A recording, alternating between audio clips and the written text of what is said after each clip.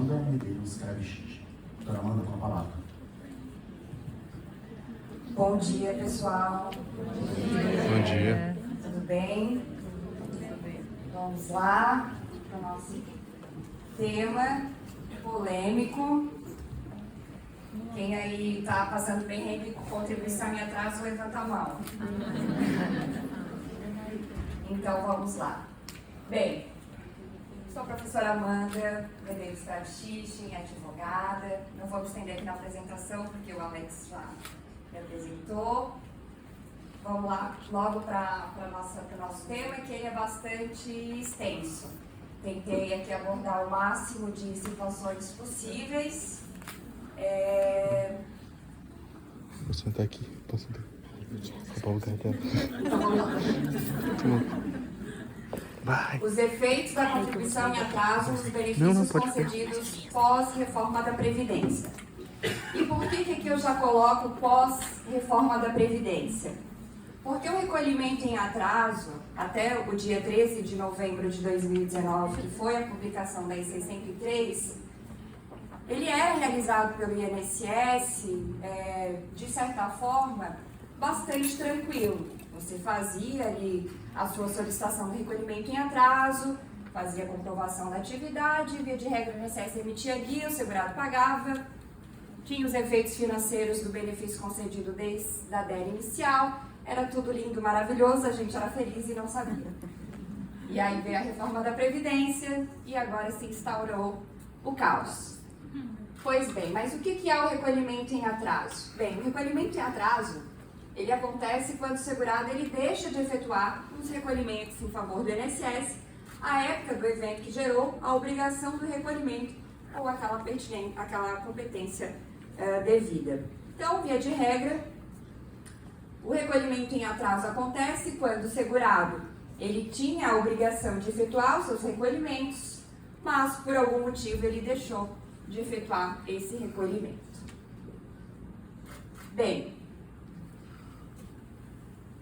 sempre que eu vou falar sobre contribuição em atraso, eu acho muito pertinente que a gente observe sempre essas perguntas. Claro que pode ser várias perguntas, mas pelo menos esses 5 pontos eu acho indispensável que o advogado analise.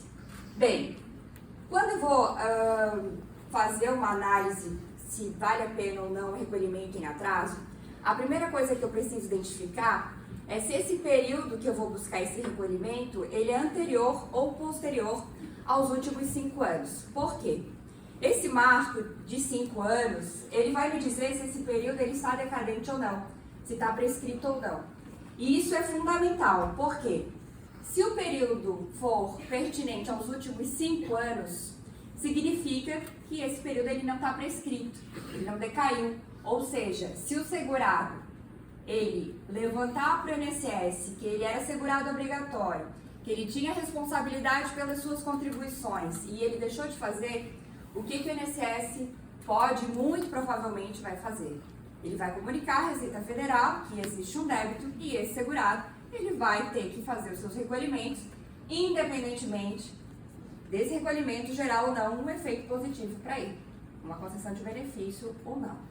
Então, sempre que a gente for analisar um pedido de recolhimento em atraso e a gente bater de frente com o período não decadente, já chama atenção para o cliente, olha, está em débito, pode dar problema aqui. Agora, se o período for anterior ao último quinquênio, antes dos últimos 5 anos, não que seja mais tranquilo, mas, por exemplo, gerou a guia. Tem muito advogado, tem muito colega que ainda tem um pouco de dificuldade de fazer o cálculo, e aí ele pede ali a guia para saber qual é o valor, enfim.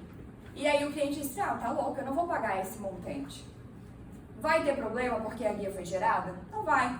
Por quê? Porque o período está prescrito, aquilo ali se o INSS emitir a guia e o cliente falar que não vai pagar, não tem problema. Então, quando a gente trabalha com período decadente, é relativamente mais tranquilo. Outra pergunta indispensável. Qual a categoria daquele segurado, e aqui eu não falo de categoria em relação ao enquadramento profissional, mas qual modalidade de segurado aquele cliente se enquadrava a época que ele quer recolher em atraso.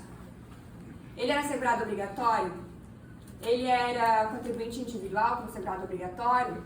Ele era um contribuinte individual que prestava serviço para uma pessoa jurídica depois de 2003? Ele era empregado? Tudo isso vai fazer diferença. Ele era segurado especial? Ele era contribuinte facultativo? Qual era a categoria desse segurado? Porque se ele chega para mim assim, Amanda, eu trabalhei 10 anos numa empresa e agora eu fui me aposentar e descobri que ninguém pagou meu INSS nesse período. E aí ele tem toda a documentação que ele era empregado. Tem a ficha lá de empregados da empresa, tem contra-cheque, mas não foi repassado as contribuições. E ele fala pra ti, eu quero recolher em atraso. Ele vai recolher em atraso, gente? Não vai recolher em atraso.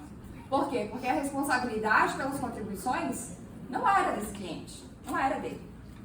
Então é indispensável que você saiba qual exatamente era a categoria de segurado, porque dependendo da categoria, dependendo da modalidade, do tipo de filiação,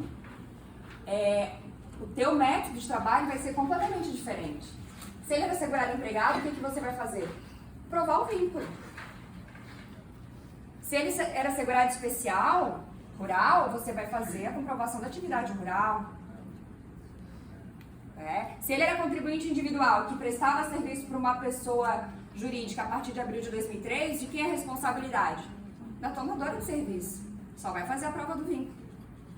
Então, primeira coisa, verificar se é antes ou depois dos últimos 5 anos e depois, se de fato o trabalho a ser desenvolvido vai ser a busca desse recolhimento em atraso.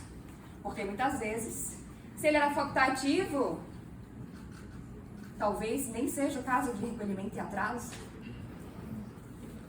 Bem, então identificados esses 2 primeiros pontos, aí vai entrar o trabalho da doutora Bruna, que nos explicou muito bem, que é o planejamento previdenciário. Não existe recolhimento em atraso sem um excelente planejamento previdenciário. Você não vai chegar lá no INSS, eu quero recolher em atraso aí os buracos que eu tenho. Que é o que o cliente fala pra gente, né? Amanda, eu tenho 40 anos, eu trabalho desde os 14 anos. Aí tu vai vendo que NIS tem 12 anos de tempo, o cara tem 59 anos. Mas eu quero pagar os buracos. Tu não pode requerer para o INSS, eu quero recolher os buracos. Não. Tem que fazer planejamento previdenciário, identificar qual foi a primeira contribuição daquele segurado, identificar qual a modalidade que se deu esse recolhimento. Por quê? Porque se o cara foi segurado empregado durante toda a vida, isso é clássico. Quem nunca atendeu uma senhorinha de 63 anos de idade, que tem um único vínculo na carteira de trabalho, tem 13 anos de tempo de contribuição, e ela chega para ti e fala assim, doutora, eu posso pagar esses 2 anos para fechar 15 anos e me aposentar por idade? E aí? Ela pode. O único vínculo de carteira de trabalho, segurada empregada, não pode. Porque ela não tem a primeira contribuição em dia, a gente vai ver isso daqui a pouco, na categoria de contribuinte individual, segurado obrigatório, para que se ela, dentro da qualidade de segurado, recolhesse e esse período pudesse contar para carência, e aí sim ela completasse ali os 2 anos para fim do cumprimento da carência da aposentadoria por idade, aí sim.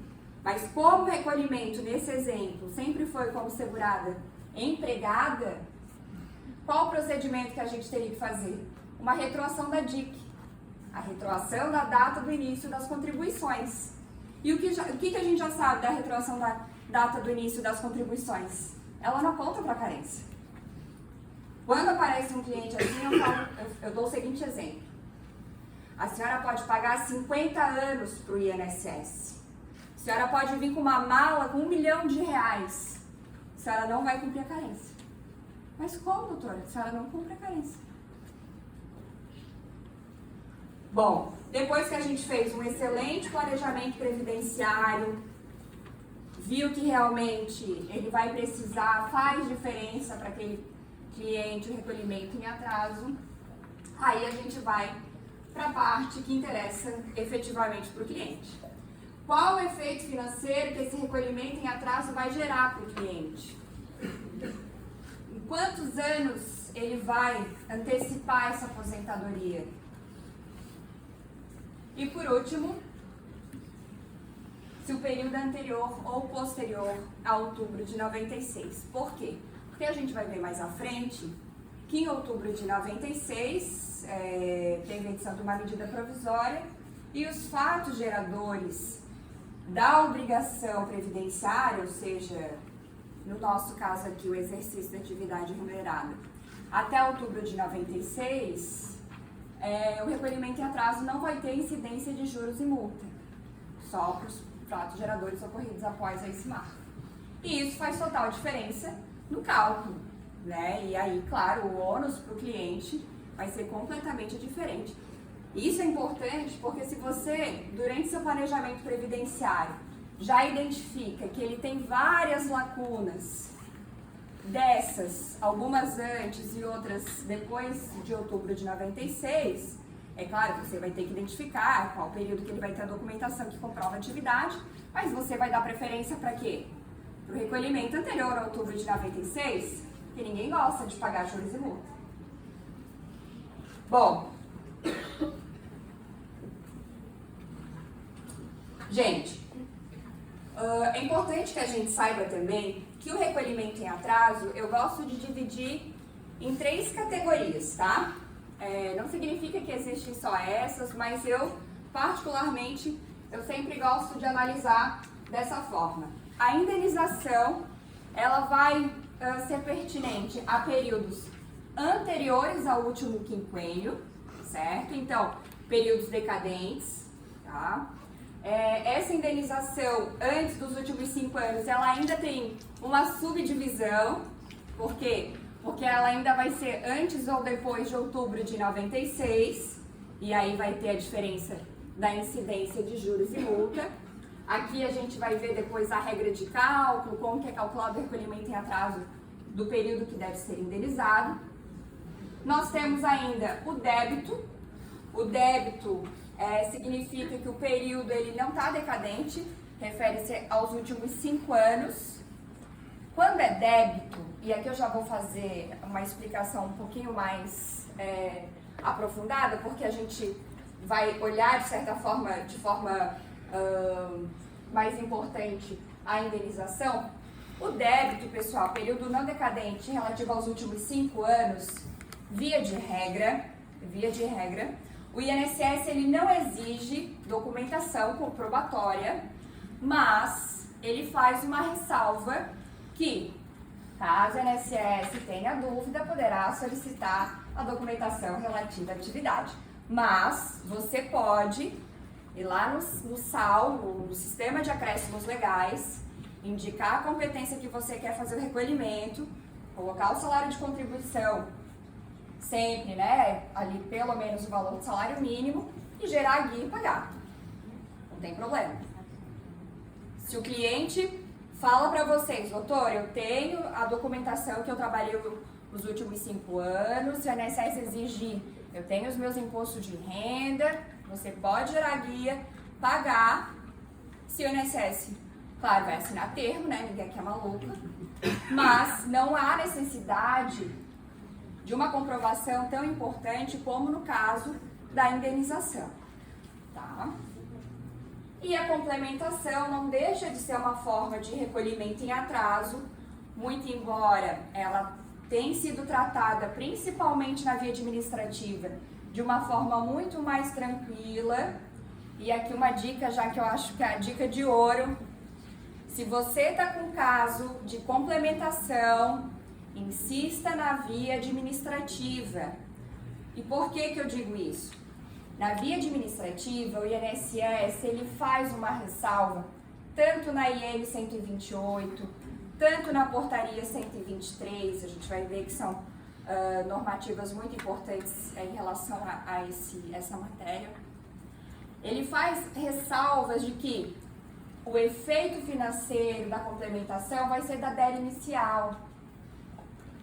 Se você requerer um benefício e dentro desse requerimento de benefício pedir a guia de complementação, e essa complementação pode ser tanto do salário de contribuição, que foi recolhido abaixo do valor do salário mínimo, pode ser tanto da alíquota, que por algum motivo foi paga de forma reduzida, seja porque o cliente era um MEI, seja porque ele era baixa renda, plano simplificado, e aí você quer uma regra de transição, você quer uma aposentadoria por tempo, e aí quer uma CTC, e aí você tem que fazer a complementação.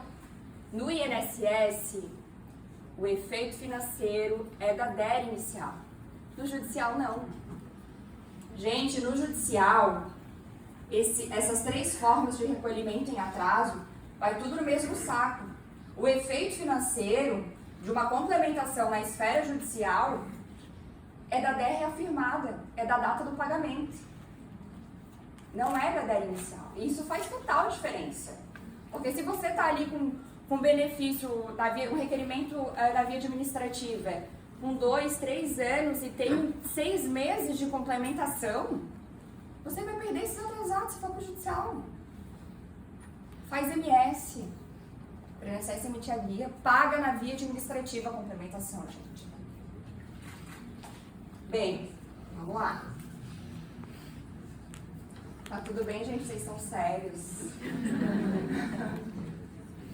Bom, pessoal, em relação às categorias de segurado, tanto o segurado obrigatório, contribuinte individual, segurado especial, quanto o segurado facultativo, eles podem recolher em atraso.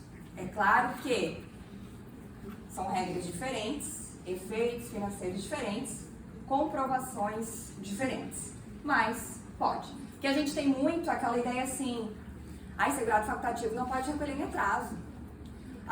Ele não pode recolher, não pode ter retroação da DIC.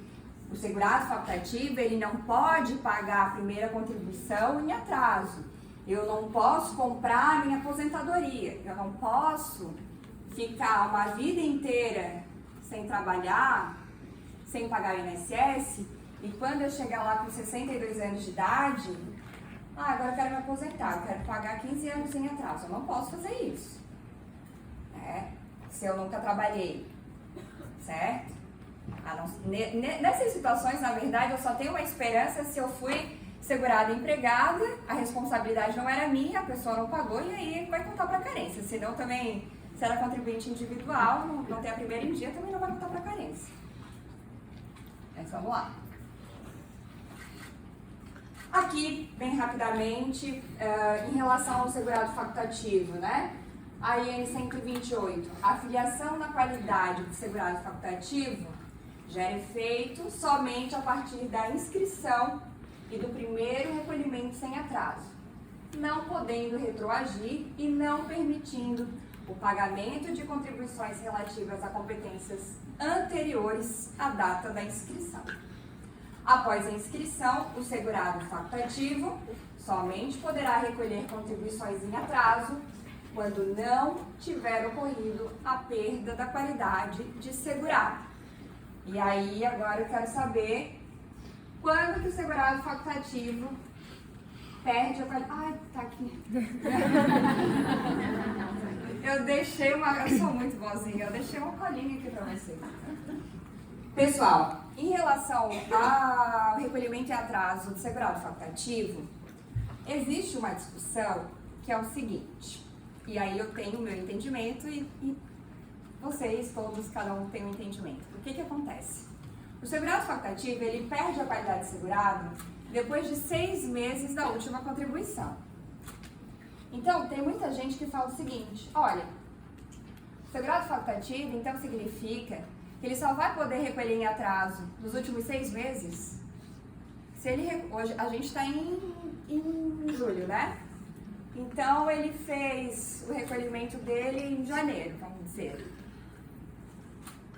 mês que vem ele já não pode recolher? Os últimos 6 meses ele perdeu a qualidade segurada?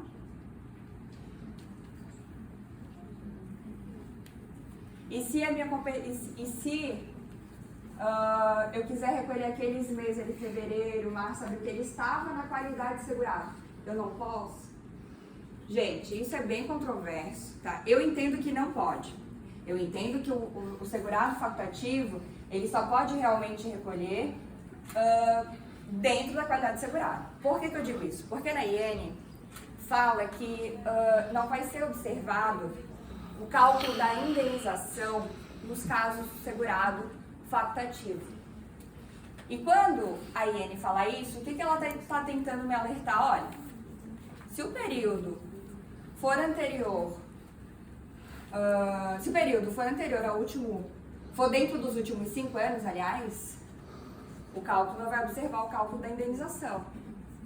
Então, se ele já está me falando que o segurado facultativo não observa o cálculo da indenização, o que eu posso entender? Olha, digamos que uma pessoa lá em janeiro de 2000, do ano 2000, efetuou uma contribuição como segurado facultativo. E aí, fevereiro, março, abril, maio, ele não recolheu como segurado facultativo. E hoje eu quero recolher fevereiro, março, abril de 2000, porque lá, né, nesses meses ele estava na qualidade de segurado facultativo. Eu posso? Pela IN, não. Por quê? 2000 é período decadente. Segurado facultativo não observa a regra do cálculo da indenização. Então, em tese, eu não posso. Eu não faço.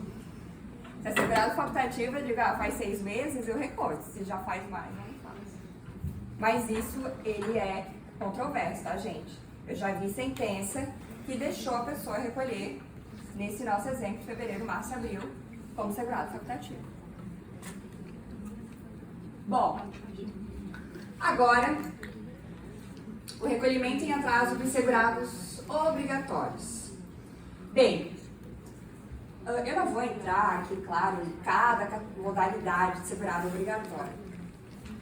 Mas, quando a gente fala de recolhimento em atraso, a primeira coisa que a gente precisa observar, quando a gente está falando de segurado obrigatório, é identificar quem é o sujeito responsável pelas contribuições daquele segurado. E por que isso é importante? Porque se não for o nosso cliente o responsável pelas contribuições pelo pagamento daquelas contribuições, o nosso trabalho vai ser diferente. Se você identifica que ele é um segurado empregado, como eu falei no início, você vai fazer a prova do vínculo. Se era um contribuinte individual que prestava serviço para uma PJ, a partir de abril de 2003, Lei 10.666, a gente vai atrás da empresa, vai pedir declaração da data do início, da data final da atividade, a relação da remuneração, e ele tem a presunção das contribuições. Você não vai fazer recolhimento em atraso nesses casos. Então, uma coisa que deve ficar muito evidente é que o recolhimento em atraso, ele se aplica naqueles casos aonde o segurado, ele é responsável pelas suas contribuições, ele tem prova material que ele exerceu atividade remunerada e agora ele vai fazer aí os seus recolhimentos em atraso. Se não, você vai buscar e muitas vezes acaba sendo muito confortável para a gente. É muito mais fácil encher o saco de uma empresa para dar uma declaração, uma relação das remunerações, buscar o imposto de renda que comprove que durante aquele período esse segurado tinha renda, do que fazer o procedimento de recolhimento em atraso, ainda mais depois da reforma. Bom, então você identificou o período, identificou que ele era o responsável pelas contribuições, tá tudo certo, tá tudo se encaminhando para ser possível o recolhimento em atraso. O que você vai fazer? Vai fazer uma análise matemática cuidadosa e verificar se de fato esse recolhimento em atraso vai ser bom para o cliente. Porque, por exemplo, digamos que você quer fazer o recolhimento em atraso, mas a regra de cálculo que vai ser interessante para ele tem idade mínima. E se ele pagar daqui para frente, até alcançar a idade mínima, vai ser melhor do que recolher em atraso. Por quê? Porque ele não vai ter juros e multa, por exemplo. Então, você tem que saber, essa regra que eu quero tem idade mínima, ele está muito distante dessa idade mínima, senão às vezes não vale a pena. Bom, algumas perguntas interessantes de serem feitas quando você vai analisar esse custo-benefício do recolhimento em atraso. Qual o valor da indenização, do débito e da complementação? Aqui agora vocês já estão férias, indenização período decadente, débito últimos 5 anos, ou da complementação, que pode ser da alíquota ou do salário de contribuição. Vai antecipar em quantos anos esse benefício? Em quanto tempo aposentado o segurado vai ter o retorno do valor que ele investiu? Isso é importante também. Ah, vai demorar 5 anos para recolher, para receber o que eu paguei em atraso. E se eu pagasse mais 3 para frente, eu aposentava. Vale a pena? Porque o cliente ele quer pagar em atraso. Ai, esses buracos estão me agoniando, doutora. Na época ele não pensou nisso. Bom, qual a diferença do benefício concedido com recolhimento em atraso daquele concedido sem essas contribuições? Vocês têm que saber. Essa indenização vai me gerar um benefício de quanto? Porque se é um cara que ele tem uma média alta, e a gente vai ver que o cálculo da indenização vai observar ali a média, talvez seja interessante pagar em atraso para manter uma média alta. É muito específico, são muitos detalhes. O segurado ele vai ter o valor desse pagamento, porque ele chega lá e quer pagar 10 anos de atraso. E daí eu gosto de fazer o cálculo com o valor do salário mínimo. Ai, não, doutora, mas eu não recebia tudo isso. Não é o salário mínimo da época? Não é. Ele vai ter que fazer o empréstimo. Qual o juro desse empréstimo? Pode parcelar o recolhimento em atraso? Pode. Só que ele só vai ter o benefício após a quitação do parcelamento. Então, você tem que incluir esse período também na análise do custo-benefício. E são inúmeras perguntas que você pode aí se fazer. Eu coloquei aqui as que eu acho mais pertinentes, tá? Bom, aí também, como muito bem disse a Bruna, tempo de contribuição só pode ser provado no início de prova material. Não existe comprovação de tempo de contribuição com prova meramente testemunhal. Ah, eu tenho uma declaração da empresa. É prova testemunhal reduzida a termo. Ai, doutora, mas e se as pessoas derem uma... Não é prova material. Prova material contemporânea à época dos fatos. Pode fazer justificação administrativa, indico também audiência. Audiência interessante, desde que você não seja surpreendido, né, com algumas declarações. Esses dias, vou contar rapidinho porque eu fiquei com a cara no chão. Pescador, aqui eu faço muito segurança especial pescador. E aí o meu cliente queria uma CTC, hoje em dia ele é policial, queria recolher a época que ele pescava com o pai. E tudo andando bem, lindo, maravilhoso na audiência. Aí o juiz assim, o juiz bravo aqui de Florianópolis, triste. Triste. Ele é muito triste. E aí ele assim, para uma das testemunhas, ai, o seu fulano sempre foi pescador, que era o pai do meu cliente, né? Meu cliente não tinha documento no nome dele, estava usando a documentação do pai. Né, excelência, ele tinha um açougue. Meu Deus, acabou. Ah, tinha um açougue? Onde é que era esse açougue? Do lado do shopping Beira-Mar.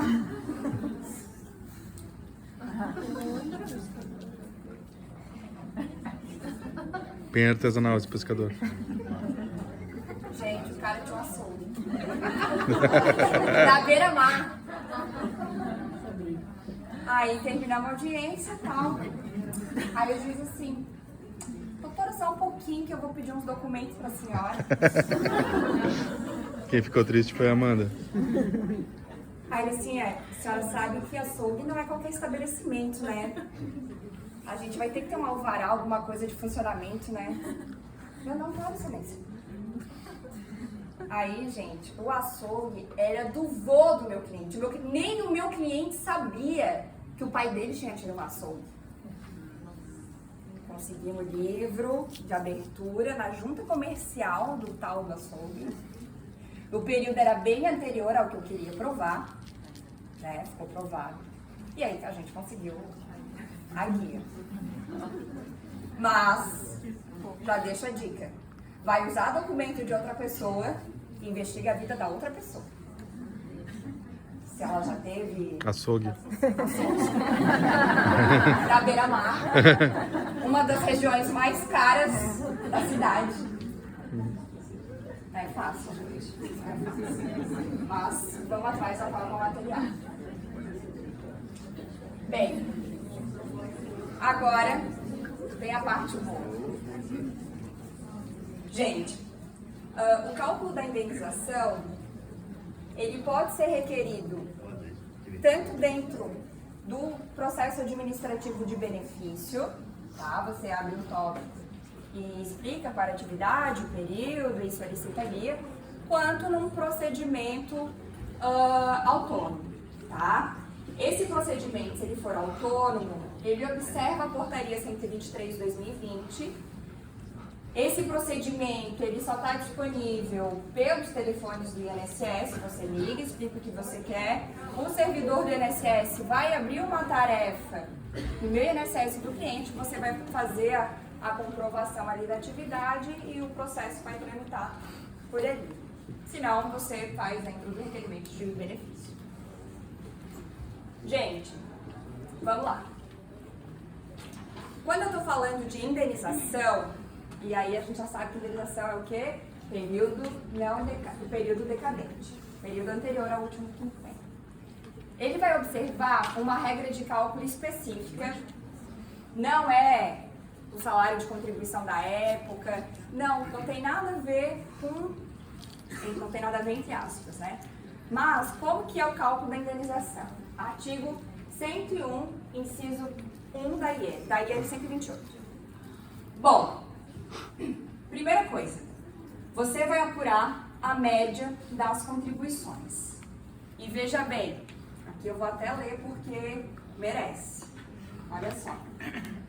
A média aritmética, na apuração do valor da indenização, será considerada como base de cálculo, vamos lá, a média aritmética simples dos maiores salários de contribuição correspondentes a 80% de todo o período contributivo decorrido de julho de 94 em diante.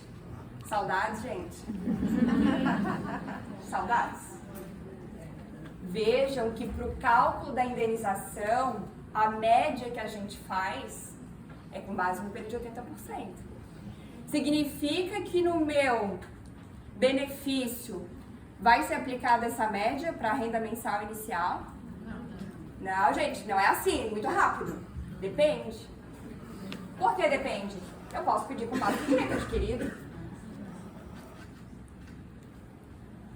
E aí? Aí vai observar 80%. Agora, se for regra de transição, vai observar o quê? 100%. Vai observar a regra nova da média. E aí percebam que o segurado, ele é prejudicado duas vezes. Porque na hora de pagar, é 80%. Exclui 20% dos menores, a média sobe. Na hora da concessão do benefício, vai todos os... Ah, mas pode ser que daí o valor dele, do salário de contribuição, fique mais alto, porque vai ser calculado assim. E se for antes de julho de 94? Aí ele vai pagar um monte, não vai nem entrar esse valor. Só o tempo. Então aqui também pode ser interessante, né?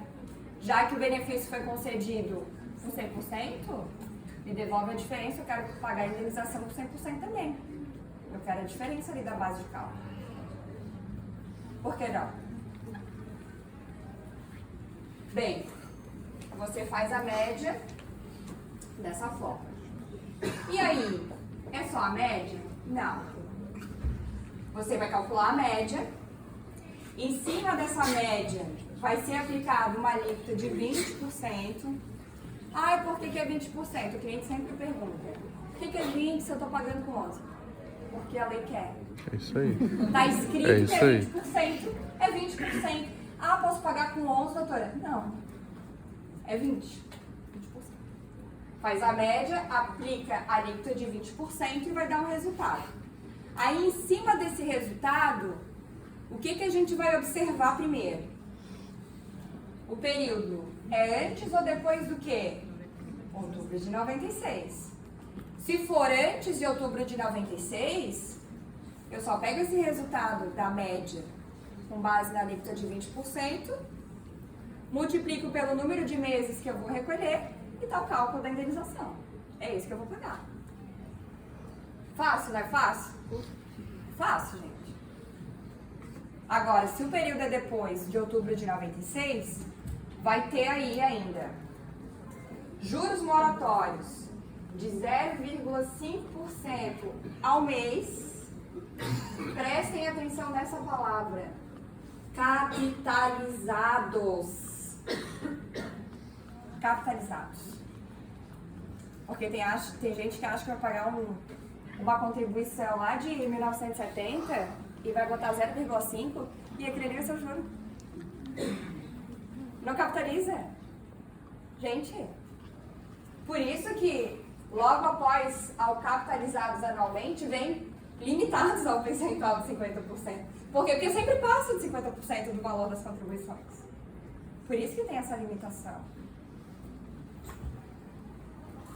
Mais uma multinha de 10%, porque o INSS não é bobo nem nada, né? Bem, como eu sou muito legal, eu fiz uma tabelinha e quero dizer quem foi responsável por essa tabela. Gente, o Anderson me mandou os slides dele. Vocês vão ver o show que ele vai dar aqui. E eu falei, amigo, os meus slides só tinha artigo da IN. Eu sou obrigada a botar nem que seja uma tabela aqui, senão eu vou ser humilhada. E aí eu montei essa tabelinha aqui pra ficar um pouquinho mais bonitinho, né? Gente, então como é que foi aqui que eu bolei aqui pra facilitar? Eu dei um exemplo de um segurado aqui que tem uma média de R$4.000, tá? Nesse primeiro exemplo, o que eu fiz? Eu peguei a média, apliquei a alíquota de 20%, me gerou um resultado de R$800. Nesse exemplo aqui, o primeiro quadradinho ali, o período era posterior a outubro de 96. Isso significa que vai ter o quê? Juros e multa. Como eu já sei que o meu juros é de 0,5% ao mês, capitalizado anualmente, limitado a 50%, e quando eu falo limitado a 50%, é limitado a 50% do valor da contribuição. Então, o meu juro vai ser metade da minha contribuição, vai ser R$400. Mas, uma multa de 10% do quê? Da contribuição. Então, a minha multa vai ser R$80, que é 10% de R$800. E eu vou somar essas três parcelas, contribuição, juro e a multa, que vai me gerar o valor de um mês indenizado. Ah, eu tenho 10 meses para recolher em atraso? Eu vou multiplicar 1.280 por 10. Fácil, é fácil? Não é fácil, gente? E agora, se o período fosse anterior a outubro de 96, o meu cálculo ficaria aqui. Média, alíquota de 20%, resultado multiplicado pelo número de meses que eu vou recolher em atraso. Fácil, é fácil? Também acho. Mas, essa é a parte fácil realmente. Por quê? Agora começa a encrenca, gente. Bom, o recolhimento em atraso vai contar para carência? Depende. Gente, aqui eu vou focar no contribuinte individual que presta serviço por conta própria, que é eu não estou falando daquelas hipóteses que a responsabilidade não era do segurado e aí conta para carência, tá? Como o empregado, o individual ali que presta serviço para PJ depois de abril de 2003, beleza? Então, o meu recolhimento em atraso, ele só vai contar para carência depois que eu tiver a primeira contribuição em dia, o período que eu for recolher em atraso é dentro da qualidade do segurado e o pagamento for antes do fato gerador. Guardem essa frase. O pagamento antes do fato gerador. Por que que eu falo isso? Porque o pagamento antes do fato gerador vai estar intimamente ligado com o efeito financeiro que esse recolhimento em atraso vai gerar para esse segurado. O recolhimento em atraso conta para tempo de contribuição? Ele conta. Ele conta. Mas também, desde que seja feito o recolhimento antes do fato gerador. O recolhimento em atraso, ele conta para a manutenção da qualidade do segurado? Ele conta. Mas, desde que o pagamento seja feito antes do fato gerador. Bem, agora vamos para as polêmicas. Gente, o recolhimento em atraso, depois da reforma, o INSS criou uma regra na cabeça dele, sem embasamento legal, e é importante que vocês saibam disso, não tem base legal. A jurisprudência, eu trago aqui as decisões, coloca que esse entendimento não tem nenhum embasamento legal. Ele fala o seguinte: esse entendimento aqui, ele tem tanto na portaria 1382 de novembro de 2021, que trata especificamente do recolhimento em atraso, quanto na portaria 128, na IN 128, aliás, quanto nas portarias que surgiram em março de 2022. Fala o seguinte: para fim de cômputo de tempo de contribuição, não deverão ser consideradas as contribuições efetuadas em atraso após o fato gerador, independentemente de se referirem a competências anteriores. E ainda, os recolhimentos com data de pagamento posterior à data da análise do direito não integrarão cálculo do tempo de contribuição nessa regra, mesmo que se refiram a competências anteriores. E aqui eu vou até tomar um copo d'água. Gente, olha só.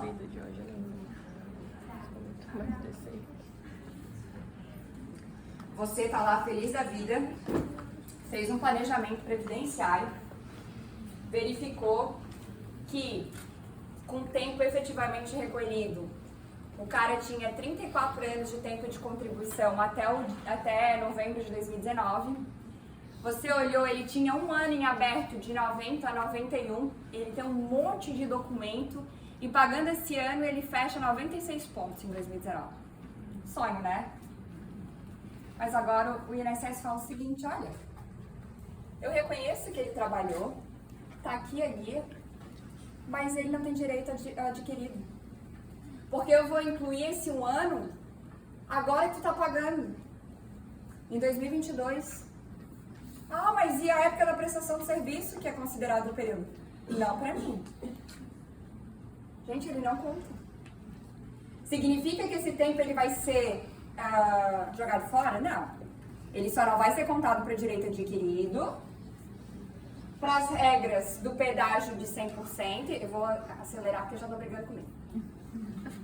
Para as regras de pedágio de 100% e de 50%, mas para aumentar o coeficiente na aposentadoria por idade, e isso é um argumento bom quando a INSS avacalha com a gente na via administrativa e o cliente fica bravo, tá?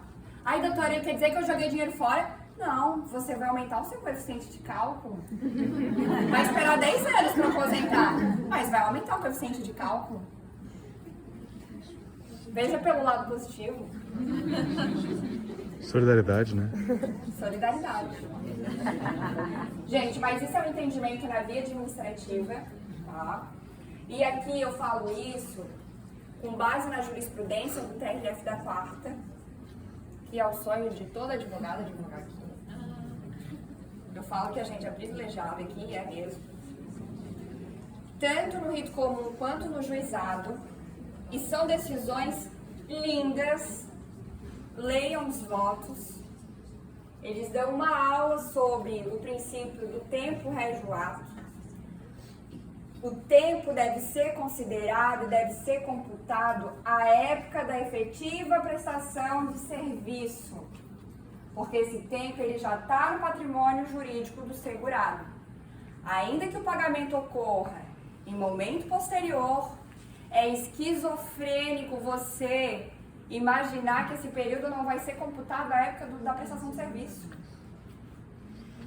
Ah, eu trabalhei lá em 90, mas esse tempo só vai contar para mim agora em 2022.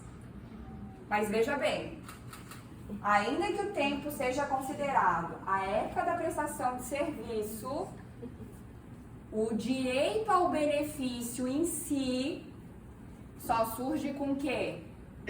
Com pagamento. Por quê? Porque não tem almoço grátis. E aí, qual que vai ser o efeito financeiro do pagamento?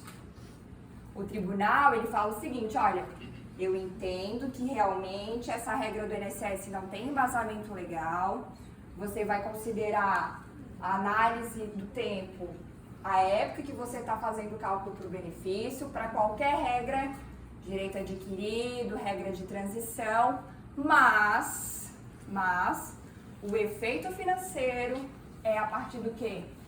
Do fato gerador. E qual que é o fato gerador? O pagamento.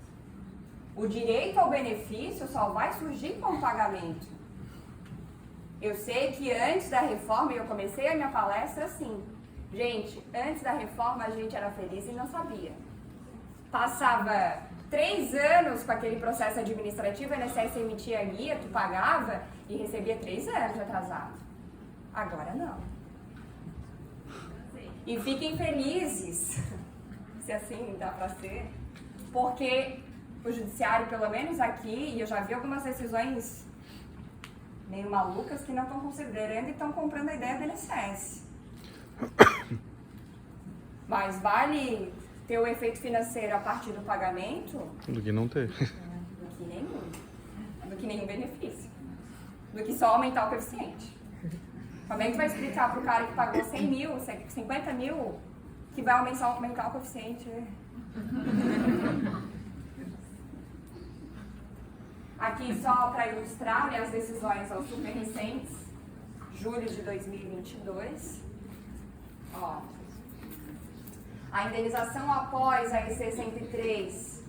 E aqui vale tanto para rural, né, Isa? A gente estava discutindo, vale tanto para rural quanto para urbano. O entendimento é o mesmo. O recolhimento em atraso, ele não diferencia se o trabalho é urbano ou rural. É igual a regra. Não há cômputo do tempo de serviço para aposentadoria com aplicação de regras de transição previstas na referida emenda, em respeito ao direito adquirido pela data da prestação de serviço.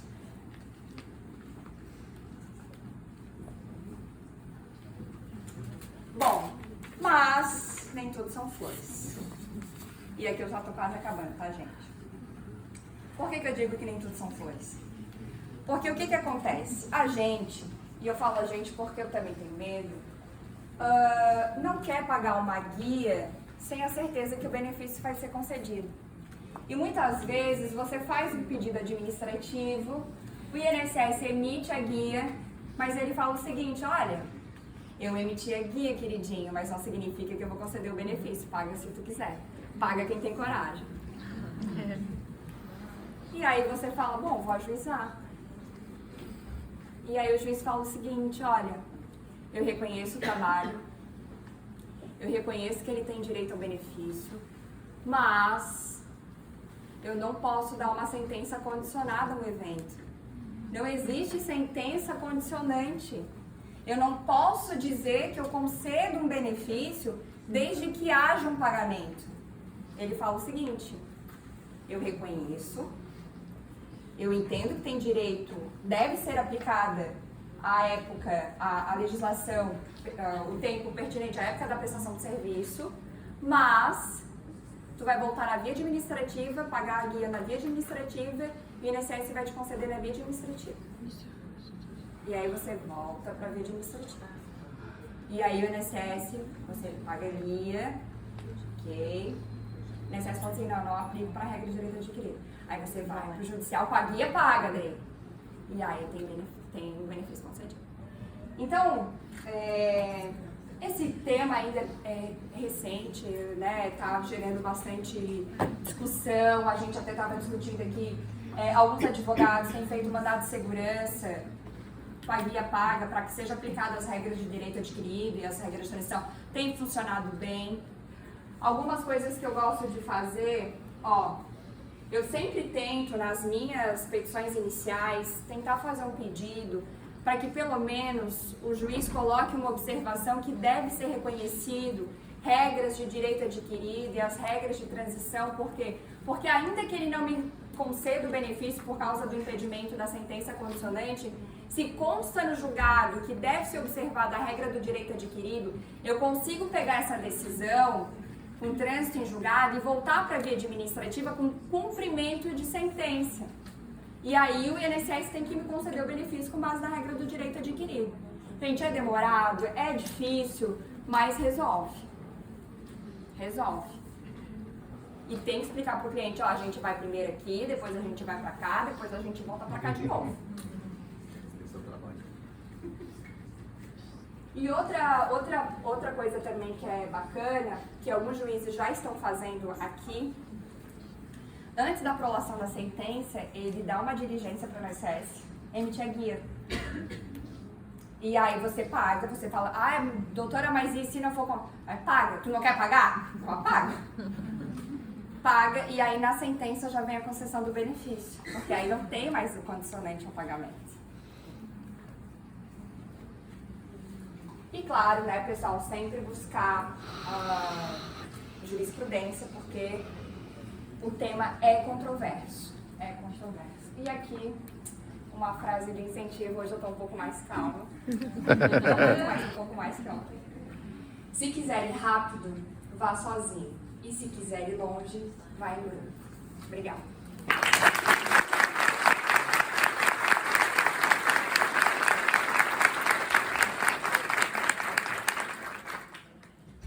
Obrigado, doutora Amanda. Neste momento, passamos a palavra à doutora... Desculpa.